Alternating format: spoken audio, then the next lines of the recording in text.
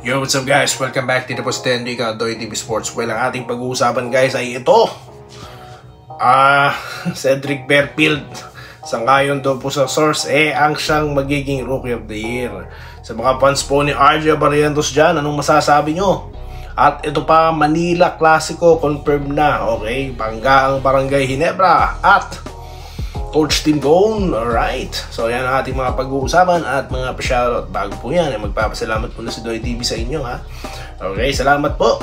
Okay, sa patuloy na pag-suporta. Ito po ang Doy TV Sports. Ang tahanan po na ayaw ng fake news, galit sa fake news, nilalabanan pa ito. At ang mga subscribers at followers ito ay hindi po tanga. Mga nag-iisip, may sense. Alright, at hindi po uto-uto. Okay, so yan po ang Doy TV Sports. Alright, so dito na po tayo sa ating gustong pag-usapan. Unahin na po natin ang Manila Clasico game. Alright, between Barangay Ginebra at ito pong Magnolia. Naku po, bagong tune up, okay, na Magnolia. Aba, bakit? Palit coach, no?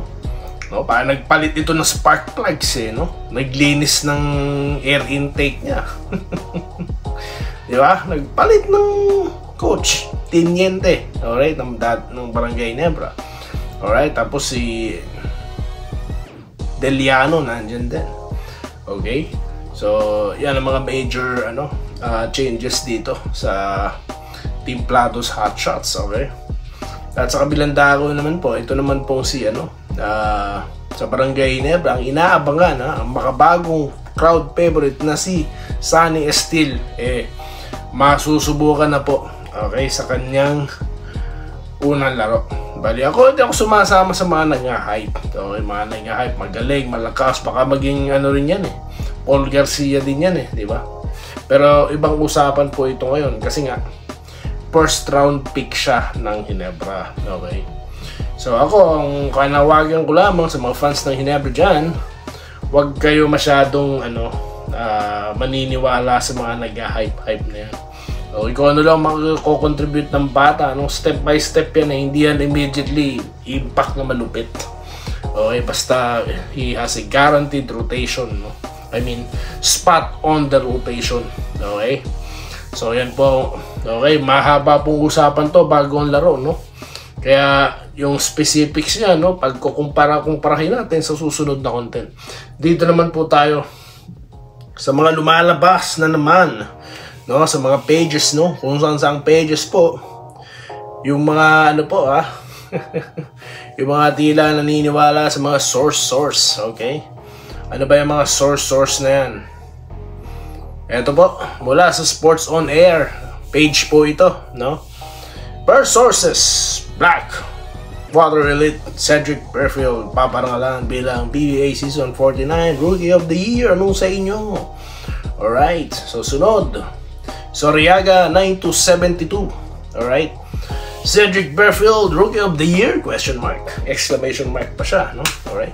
Per multiple sources, Blackwater Cedric Berfield will be named Rookie of the Year for PBA Season 49. It's a runaway, one voter told me. Alright, Berfield will be bestowed the award this Sunday when PBA 50 begins. Alright, okay, yan na po meron ba siyang binanggit, na pinagbulan daw niyang na yan.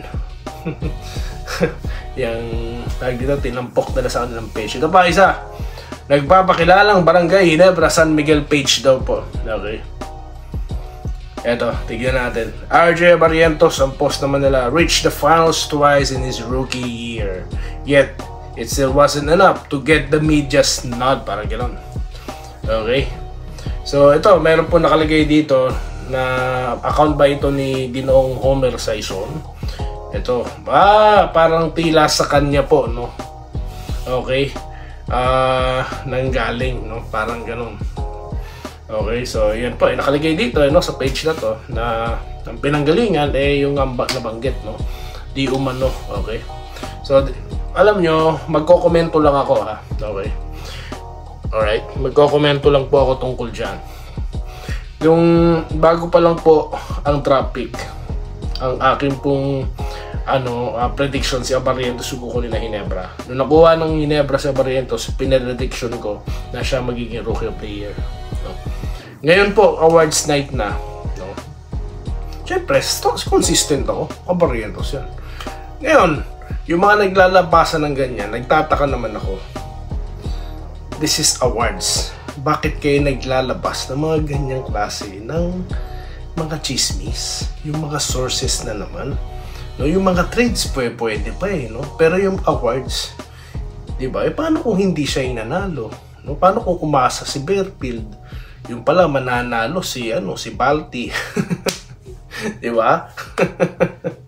Hindi, joke lang, si Balti hindi kasali kasi nga di siya nakapaglaro sa mga unang laro, di po ba? Alright. So, di ba? So, alam mo, dapat hindi na yung pinansin ng mga page na ito no?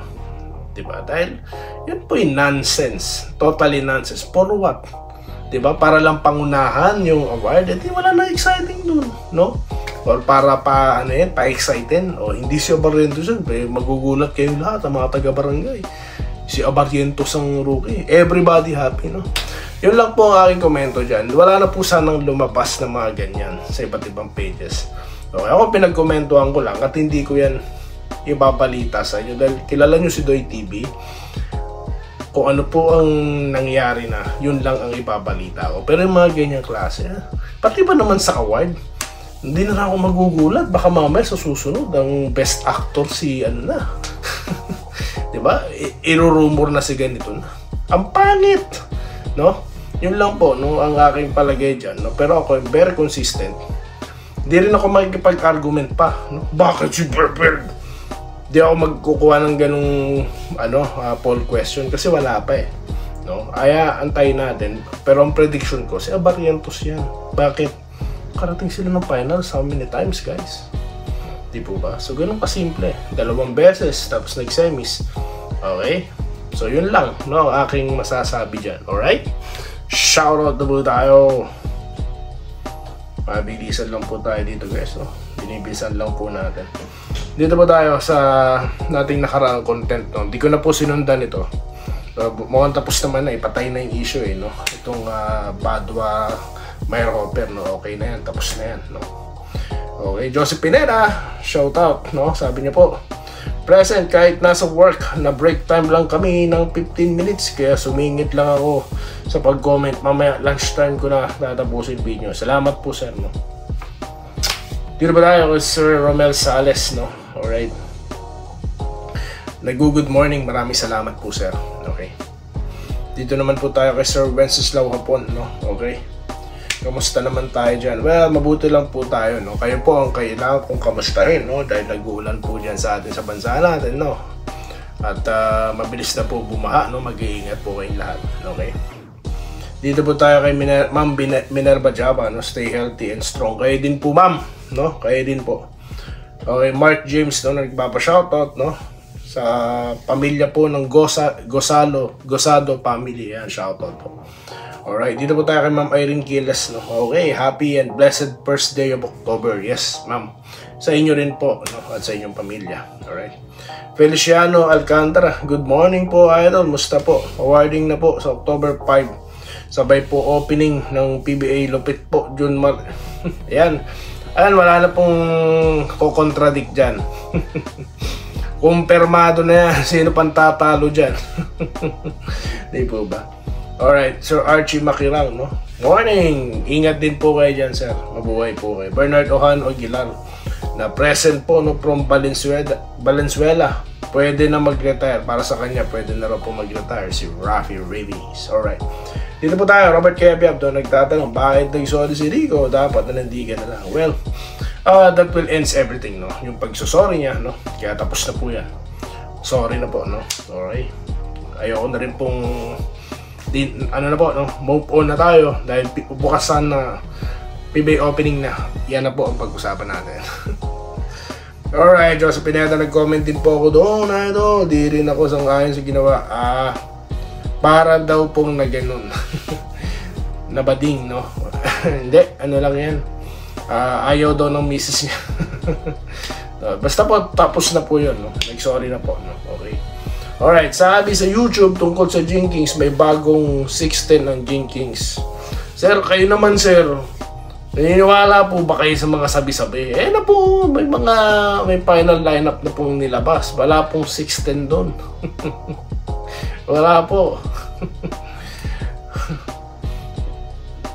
Yan ang idol ko, binabakbakan. Yes, salamat po Sir Segundo Aurelio. Okay, maraming salamat po. Nag-good day po si Ma'am Irene Quillas. Maraming salamat po. Okay, maraming salamat po. Yun lamang po, no? Muli, maraming salamat po sa inyong panonood, no? Ito po ang Doy TV Sports. Ang tahanan ng walang fake news, ayaw ng fake news, galit sa fake news. Okay? Hindi po totoo ang mga followers nito. Okay? Kung kayo po yung nagpa-follow kay Doy TV, no? At may narinig po kayong sabi-sabi kung saan-saan, mga page na yan, magtatampo po ako sa inyo yan, no? Ba't kayo naniniwala sa mga yan, no? Hanggang hindi po binabalita ng mga registered, no?